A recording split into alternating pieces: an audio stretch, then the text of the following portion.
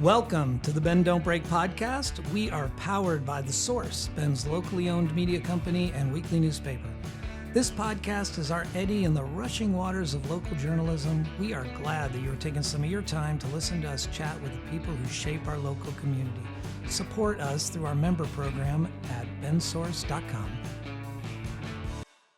Thank you to our presenting sponsor, RE/MAX Key Properties, a family-owned full-service real estate brokerage specializing in residential, luxury, commercial, new construction, and ranch and land properties. Their new state-of-the-art facility at 42 Greenwood Avenue is a modern, collaborative space and the new home of the Bend Don't Break podcast recording studio. I'm Aaron Switzer, publisher of The Source and producer of the Bend Don't Break podcast. Today we have Maija Kellner-Rode. She is a queer artist, dancer, and mentor based in Bend, Oregon, who believes fiercely in the healing and transformative power of creativity. She's the founder of Maija Rebecca Hand Drawn, a fine art and paper goods company, which can be found in over 500 retail shops nationwide. She holds a degree in sociology and art from Western Oregon University and recently completed the Expressive Arts and Somatic Therapy teacher training program through the Tamalpa. Did I get that right? Tamalpa, yeah. Tamalpa, yeah. That's okay. So dysfunctional with those kind of things. Alongside Claire Brislin, Maija is co-founding the Open Arts Center, a new nonprofit creative arts center that will provide free after-school programming, self-directed learning, and community-sourced mentorship for Central Oregon teens between the ages of 12 and 18. Maija, thanks for coming in. Yeah, thank you so much for having me. I'm excited. That's an ambitious program for open arts and an interesting choice of 12 to 18.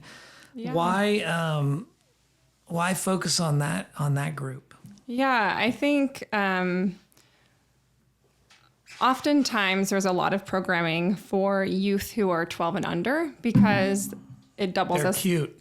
They're very cute, and it also doubles as childcare. Yeah. So there's often a plethora of options for that age, and especially our underserved or marginalized populations who may not have as many opportunities or may not have the funds, their opportunities really get cut off. Sure. Once you are legal to stay at home alone without a parent guardian. And so we really wanted to create a program that isn't only designed for teens to enroll in something specific. They also would just have have a space to come and hang out. Yeah. A space to come be, a space where there is role modeling happening outside of the family, outside of school, and a space where they can really express themselves and also really have a sense of ownership over what and how this space can evolve. So a space that's really designed for and by them. How long have you been in the Central Oregon area? So I personally actually only moved here in 2021. Okay. However, my family has been in the area for over 17 years. Okay. Some people may recognize my last name because my brother and his wife, Megan, David and Megan Kellner-Rode, are the owners of Boundless Farmstead, which is also a really well-known and established organic produce farm here in town. Oh, great. So my family is very connected to the area, but I'm newer. So you've been coming here for a while, I imagine, visiting, scoping it out. All of my adult life, yeah. Imagining being here. Yeah, I mean, I really relocated here.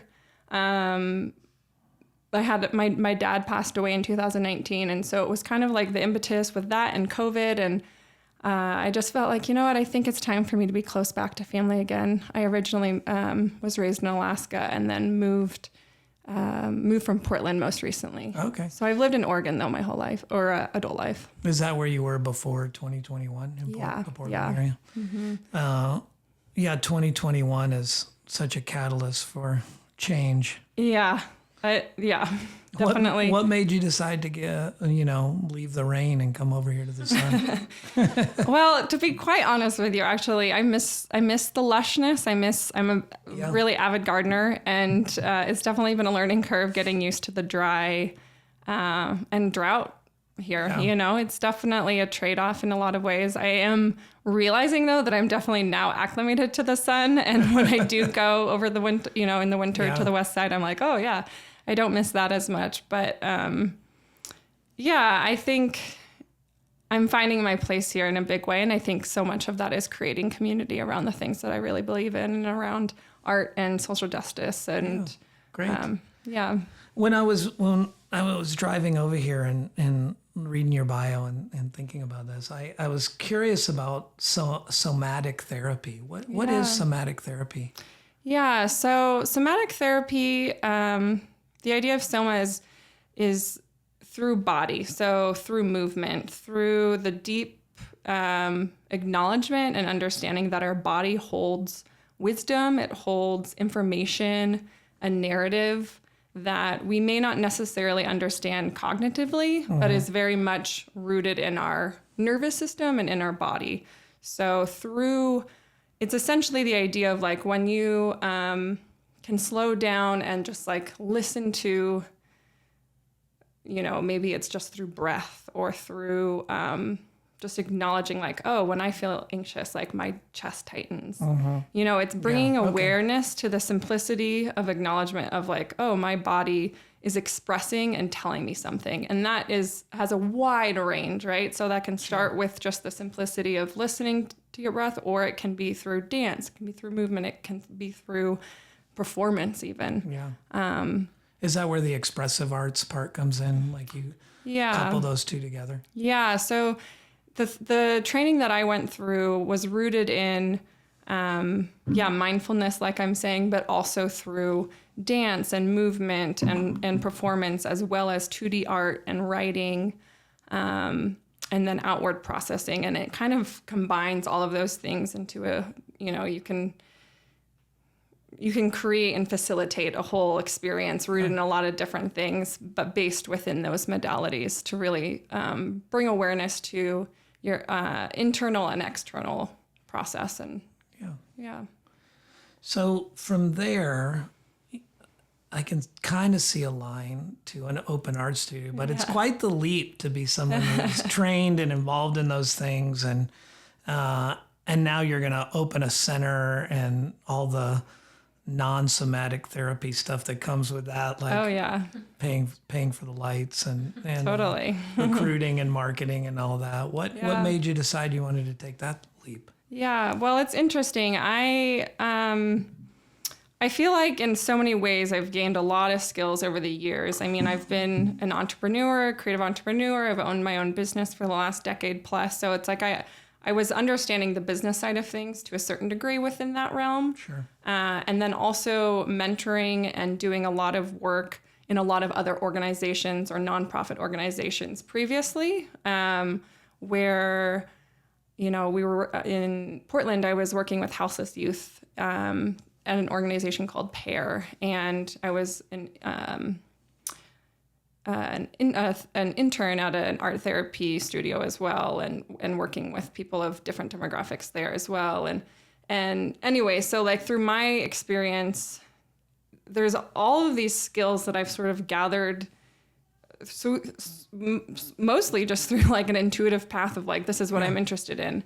And then I would say since COVID happened, it was like, yes, I can make my money and I can make my living off of selling my art, but that really isn't the most fulfilling aspect of what I want to be doing in the world. I really want to be doing and bringing art, bringing these passions together and really being more of service. And it was just really an observation, I would say, over the last decade at a lot of other nonprofits and organizations that were doing a lot of really amazing things and sort of taking those ideas and sort of melding it into what the Open Arts Center is today, in collaboration, though, with Claire Brislin. So my co-founder, she and I met 2 years ago, and she equally had been kind of on this path with a similar trajectory, however, with a very different skill set. So she's a teacher.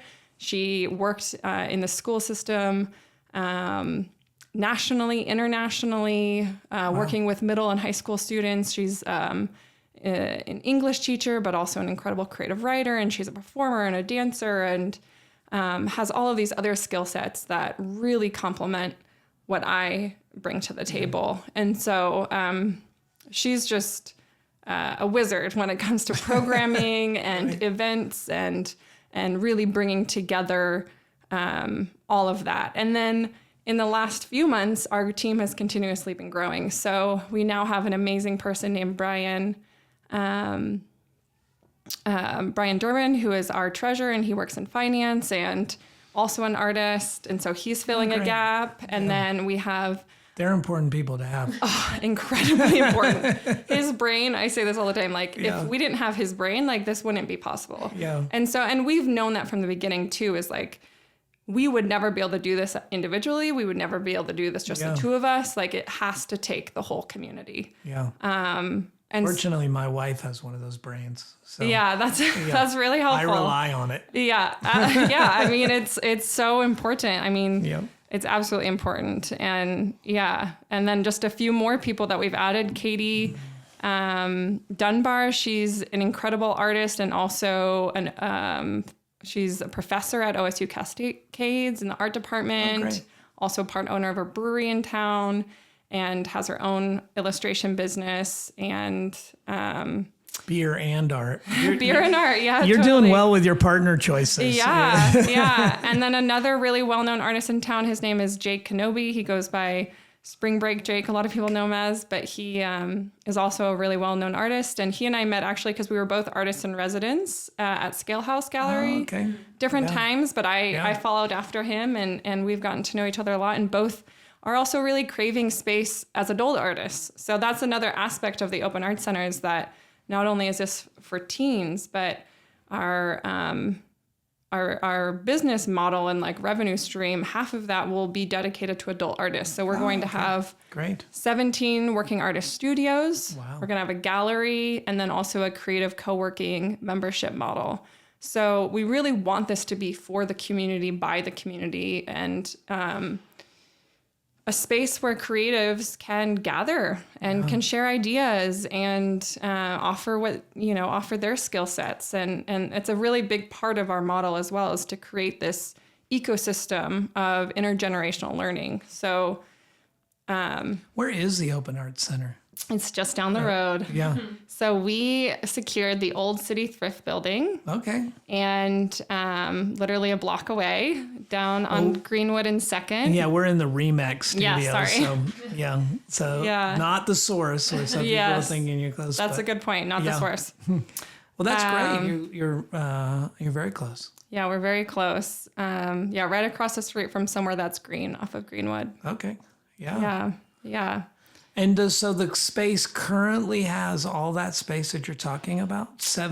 Room for 17 artist studios? So the building is just under 10,000 square feet. Wow. Which is pretty incredible. I mean, it's like Claire and I, we've been developing this for 2 years, and through that, creating lots of Pinterest boards, lots of mood boards of like what we want to see happen. And this space, we walked into it and it was just like, this literally has everything that we've been envisioning.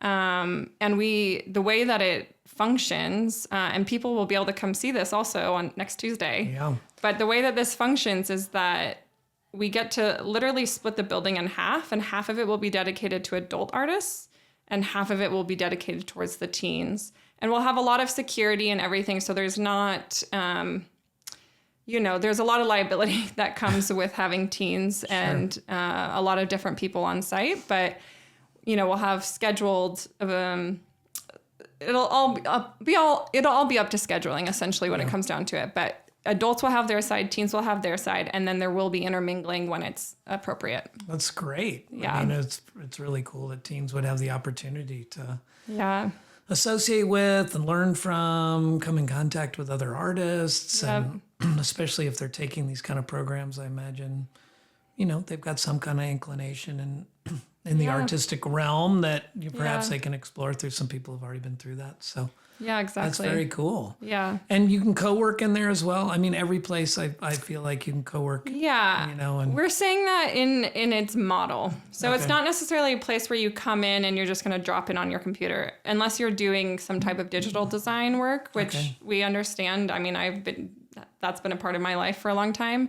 But it's really meant to be a creative co-working space. So where you're coming in and like maybe you're working on a painting and you don't want to be doing that from home, or you really just want to be around other people and be inspired, or you don't know what to do. And so maybe you rent out a kit and you have like a little prompt in what to do. So it's really,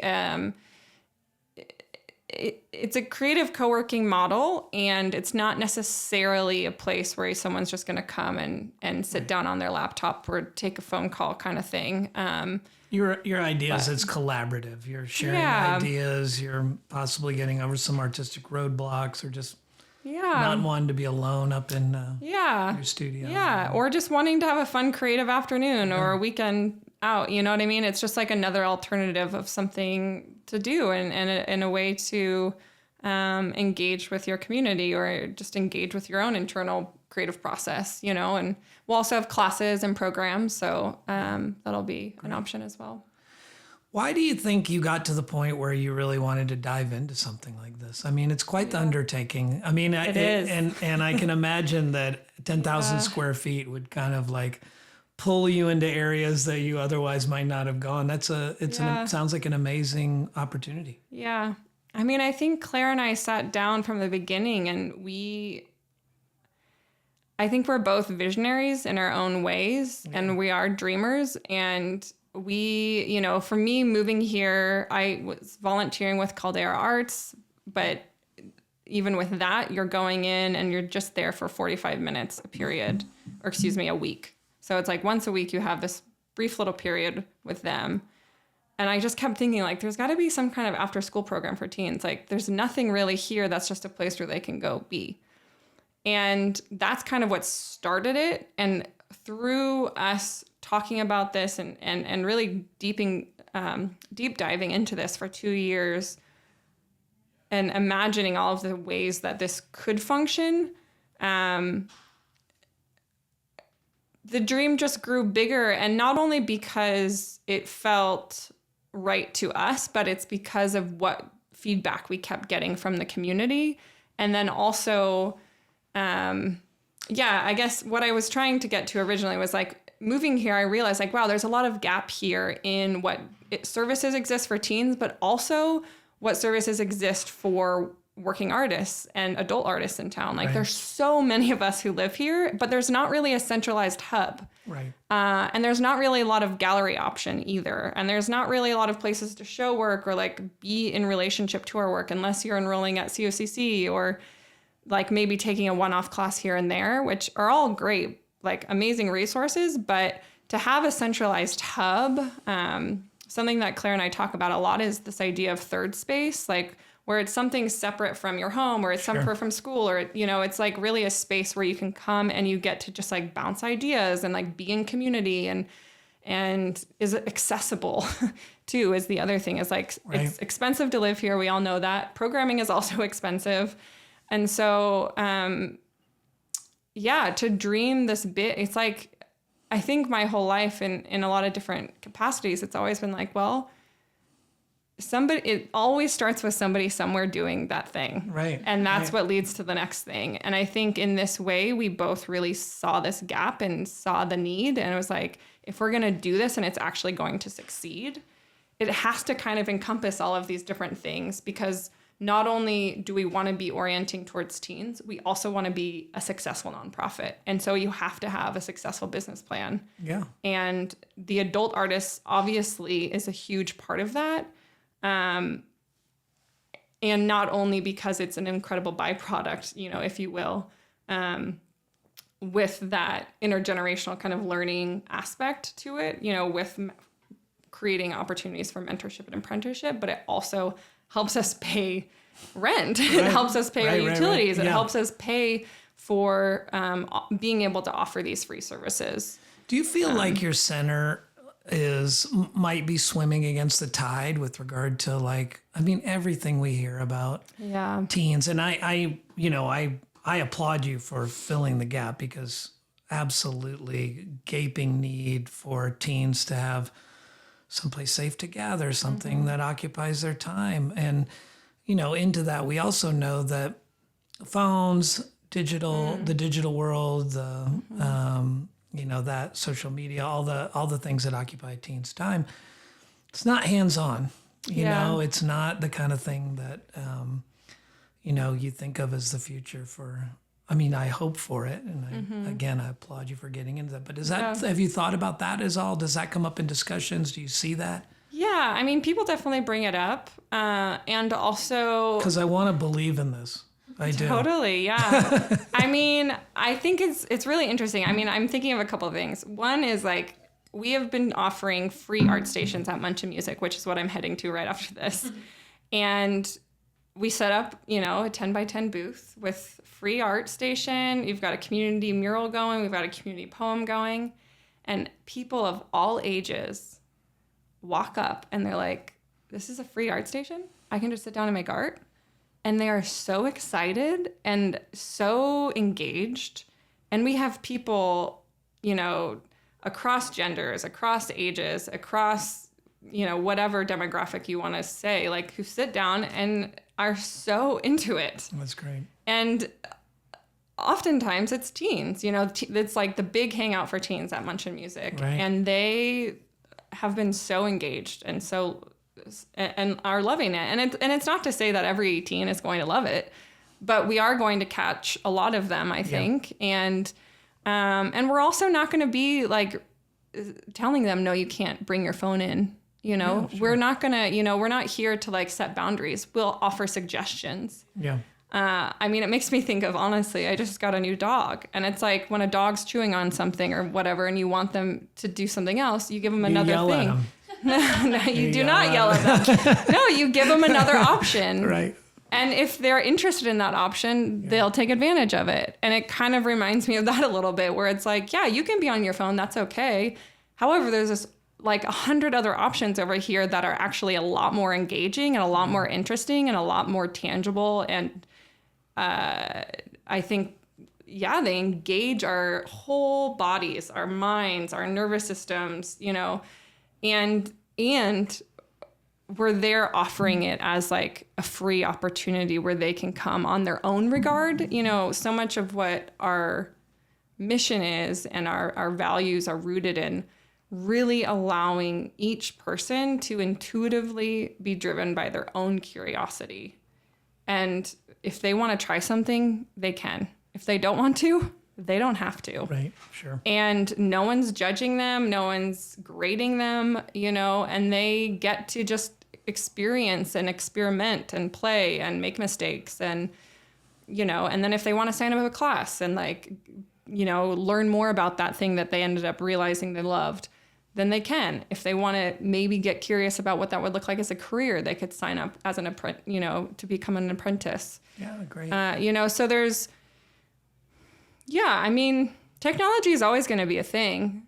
We're always going to be advancing. And I'm always going to be the person who's like, sure, it's a great tool, but there's also all of these other things that aren't tech related and are better. But I support that. I support that. Yeah. So you guys are you have an open house coming up. Are you up and running right now?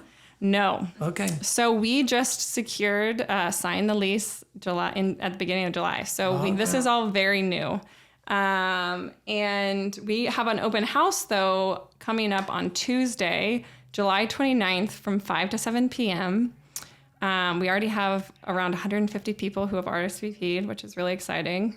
But we really are inviting the community in before we do any build out construction, because we want to hear the community's voice. Yeah. From the beginning, like I've already said, we know that this cannot succeed if the community isn't at the root and the heart of this. So we're going to have live vignettes, music, art making stations, dance happening throughout the space. We're going to have interactive feedback stations where people can share what they want to see happen. Oh, right. And most importantly, or just as important, we are also doing a fundraiser. So we're really lucky because we were able to raise $165,000 in a month and a half to secure this space. Wow. Which was insane. Yeah. However, we are now reaching that point where if we're going to open when we hope to open, which is in November, we need the community support to come and help furnish the space, to supply the space, and We're also asking investors if there are businesses, corporations, individuals who want to help with naming rights. So we're also offering naming rights to different rooms and buildings within the space. But we definitely need the community support more than ever now, because if we're going to sustain and get through this next year of opening, it's really going to take the whole community to make that happen. Well, where can people go to get your link and donate? I'm sure you're accepting donations now ahead of your fundraiser, right? We are accepting donations all the time. Yeah, so our website is just theopenartscenter.org. And there's donate links there. You can also find us on Instagram at the Open Arts Center. And at the open house, we would love to have you come in. We're going to have supply lists, mood boards of all of the different spaces, QR codes ready for you to be able to donate. So that's great. Yeah. Yeah. Well, that's the end of our time. Did we touch on everything? I think so. Yeah, I think we got it. Yeah. Thank you so much for having me. I couldn't be more behind your center. I really hope you are successful. And if you're hearing this, I hope you do donate. It's certainly been a gaping hole in the community I remember when Art Center was running the Rademacher House, and it served a little bit like that. Not quite as big, but showcasing and hanging art and really nothing, of all levels. You could come in and see stuff that was pretty bad, and then you'd see some stuff that was pretty incredible. And that was just the experience of it. And I dearly miss it. And I hope you have some success. It sounds like it'll be just as exciting from an artistic standpoint. Thank you. Yeah. We're definitely really excited. Yeah. This has been the Bend Don't Break podcast. If you like what you heard, you can go to bensource.com and support us, become a member, and we will continue to help organizations like Maija's and the Open Arts Center continue to thrive, or not quite thrive yet, but get it there. Get it to that point. We're getting there. Yeah. Yeah. Thanks for listening. Thank you. You've been listening to the Bend Don't Break podcast, powered by The Source Weekly. To read, hear, and see more of what we do, go to bensource.com.